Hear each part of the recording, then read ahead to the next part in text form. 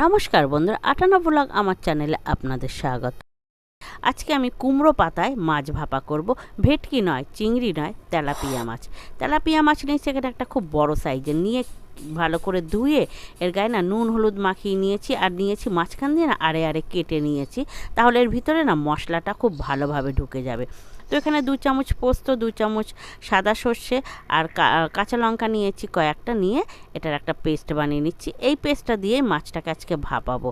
তার জন্য নিয়েছি কুমড়ো পাতা। কুমড়ো পাতাটা লাগবে, আবার আপনি এটাকে কলা পাতাতেও করতে পারেন, লাউ পাতাতেই করতে পারেন, তবে আমি কুমড়ো পাতা পেয়েছি হাতের কাছে, সেই জন্য কুমড়ো পাতাতেই করছি। তো যে পেস্টটা আমি করে নিয়েছিলাম সেই পেস্টটা না মাছের উপরে দিয়ে দিলাম, দিয়ে এর উপরে দিয়ে দিলাম সামান্য নুন, হলুদ আর লঙ্কার গুঁড়ো দিয়ে দিচ্ছি। তবে হ্যাঁ, নুনটা আপনারা একটু পরিমাণ বুঝেই দেবেন, যেহেতু আর দিয়েছি কাঁচা সর্ষের তেল। যেহেতু আমার আগেই মাছটার গায়ে না নুন হলুদ মাখানো ছিল, সেই জন্য যাতে নুন বেশি না হয় সেই দিকটা বুঝেই আপনারা নুনটা ব্যবহার করবেন। দিয়ে এর ওপর একটা কাঁচা লঙ্কা দিয়ে না এবার পাতাটাকে মুড়িয়ে নিচ্ছি। মাছটাকে খুব ভালোভাবেই মশলাটা কিন্তু মাখিয়ে নিয়েছি দুই পিঠেই। তো যেহেতু কাঁচা পাতা নিয়েছে, এটা গরম জলে ধোয়াও নেই বা আগুনে সেঁকাও নেই, তো এটা কিন্তু এইভাবে মুড়তে গেলে খুবই কষ্ট হয়ে যাবে। আপনাদের আমি বলছি, এটাকে সুতো দিয়ে না বাঁধলে কিন্তু এটা মোড়ানো যাবে না, যেহেতু এটা কাঁচা পাতা, খুবই শক্ত পাতা, মুড়তে গেলে খুলে যাচ্ছে। ওই জন্য না সুতো দিয়ে খুব ভালোভাবে আমি এটাকে বেঁধে নিলাম। আপনারাও কিন্তু এইভাবে বেঁধে নেবেন, না হলে ভাজা যাবে না, খুলে বেরিয়ে যাবে। তো এইভাবে একটা রুই মাছকেও আমি সেম মশলা দিয়ে সেমভাবে তৈরি করে নিচ্ছি। দেখি রুই মাছটাও কেমন লাগে খেতে। তো একটা মাছ এভাবে নিচ্ছি। রুই মাছটা কিন্তু খুব সুন্দরভাবে মোড়া হয়ে যাচ্ছে, যেহেতু ছোট মাছ, ওটাকেও সুতো দিয়ে বেঁধে নিলাম। এবার তেল গরম করে নিয়েছি ফ্রাই প্যানে, নিয়ে মাছটাকে ভাজা বসিয়ে দিলাম।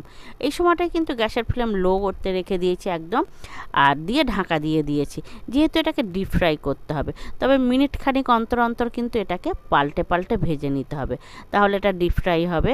যেহেতু এটা খুব বড় মাছ, অল্প তেলে ভাজছি, আর মানে এইভাবে যদি আমি জোরে গ্যাসটা দিয়ে হাই ফ্লেমে করি তাহলে পাতাটা পুড়ে যাবে, ভিতরটা না সিদ্ধ হবে না।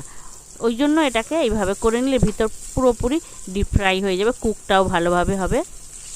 তো আমি মাছটাকে না এপিট ওপিট খুব ভালোভাবে ঢেকে ঢেকে বারবার গ্যাস মানে ঢাকা দিয়ে দিয়ে পাল্টে পাল্টে আমি ভেজে নিচ্ছি, যাতে ভিতরটাও ভাজা হয়। দেখুন অলমোস্ট ওটা হয়ে এসছে, যেহেতু পাতাটা ফ্রাই হয়ে এসছে, দেখছেন তো।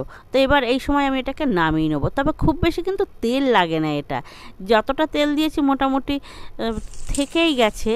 তো মাছটাকে আমি তুলে নিচ্ছি, আমার ভাজা হয়ে গেছে। এবার একটা প্লেটে নিয়ে আপনাদেরকে আমি দেখাচ্ছি এটা কেমন হয়েছে। তো আটানা ব্লগে আপনাদের স্বাগত। রান্নাটা কেমন হয়েছে কমেন্টে কিন্তু অবশ্যই জানাবেন, আর পারলে বাড়িতে একবার ট্রাই করবেন, নিশ্চয়ই খেতে ভালো লাগবে।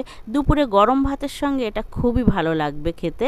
দেখুন পাতাটা আমি খুলছি, ভিতরটা কত সুন্দর ফ্রাই হয়ে গেছে, পাতাটা একদম সফট আর জুসি ভাবও আছে। এটা কিন্তু ড্রাই হয়ে ফ্রাই হয়নি, এটা বেশ জুসি ভাব আছে, মাছটাও ভিতরে জুসি।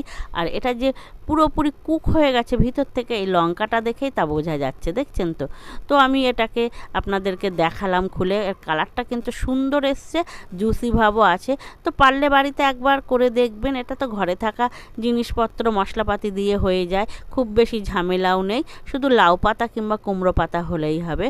তো এটা একবার করে খেয়ে দেখবেন। চিংড়ি ইলিশ তো খেয়েই দেখি, একটু না হয় তেলাপিয়া দিয়েই খেয়ে দেখি, এটার গায়ে তো কাঁটা নেই, খেতে নিশ্চয়ই ভালো লাগবে গরম ভাতের সঙ্গে। পারলে একবার খেয়ে দেখবেন।